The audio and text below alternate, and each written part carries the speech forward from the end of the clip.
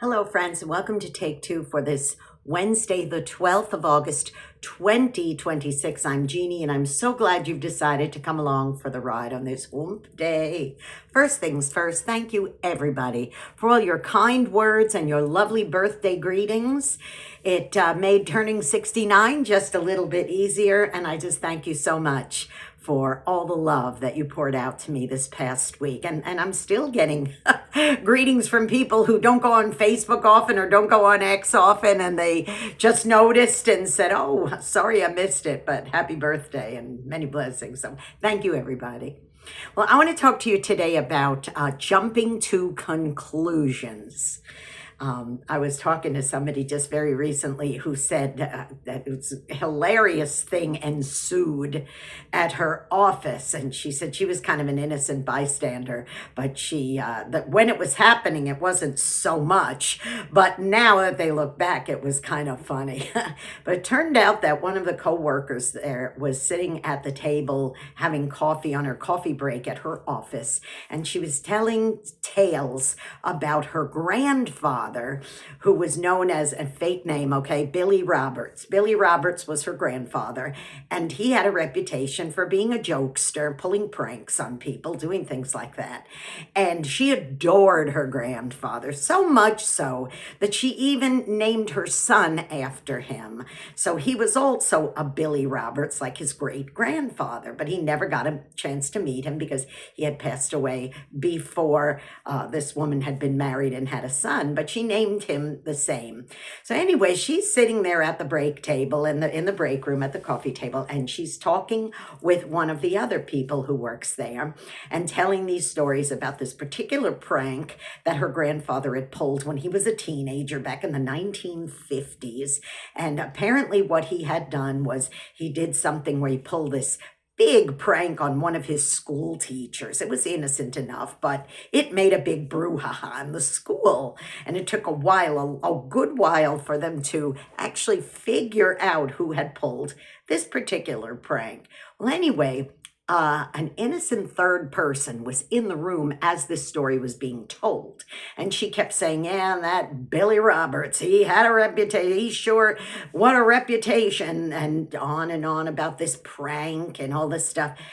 And this woman's listening and she's going, oh my goodness, I can't believe it.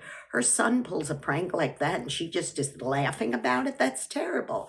But of course, this woman was talking about her grandfather and something that happened well over 50 or 60 years ago. Well, as she's telling this story, this woman goes running out, and before you know it, she starts whispering and starts telling people, did you hear about so-and-so over there? Her son pulled some kind of prank with the school, and the story got more embellished, and they're listening to all this, and the whole office had this complete, ridiculous, totally jumping to conclusions story that actually was an event that had taken place decades before with this woman's grandfather, who just happened to have the same name as her son. Well, anyway, there was confrontation and so on and so forth, and a lot of apologies offered later. But it was very hard to unring that bell because it took a good while for everybody to realize that she was talking about a story. And then it was a smallish town. So when she said, no, I was talking about, crazy Billy Roberts, the one from, oh yeah, I remember my grandfather used to tell him that they went to school together and this and that and the other. So she realized that it just was something that had blown out of proportion. Now, that's innocent enough, okay? But what if it had been something quite serious and a terrible, vicious rumor started going around about something simply because, without having all the facts, someone had jumped to bad and wrong conclusions? We must be very careful, especially before we share anything with anybody, to make sure, A, is it even my business? Okay, knowing this information, how could it benefit me or anybody else? Is it something I keep to myself and quietly pray about and keep to myself? Or is it something that I'm hearing wrong, like she did? You have to ask yourself all those sorts of questions before you decide it's time that you took the situation into your own hands and jump to conclusions.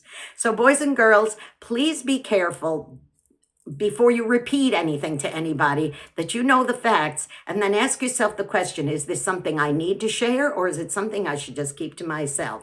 But always be careful that before you have all the facts, don't jump to any wrong conclusions. Now go be a blessing to somebody today. You may end up being the only one who is. And if you have not already subscribed to this YouTube channel, I'm inviting you to do that right now, okay? It's Jeanne Sigler, Jeanne Sigler. Hit subscribe. You'll get a notification every time another Take Two is posting.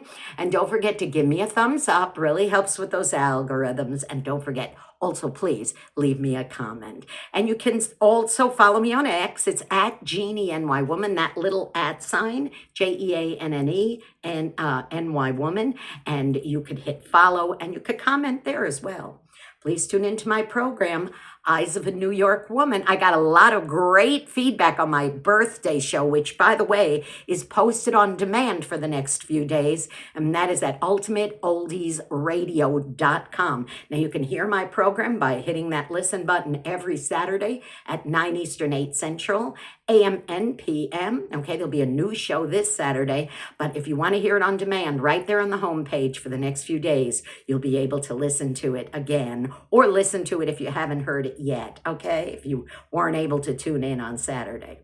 You be blessed, have a good one, and listen, don't jump to any bad conclusions, because it may come back to bite you. I love you. I'll see you next week. Bye-bye.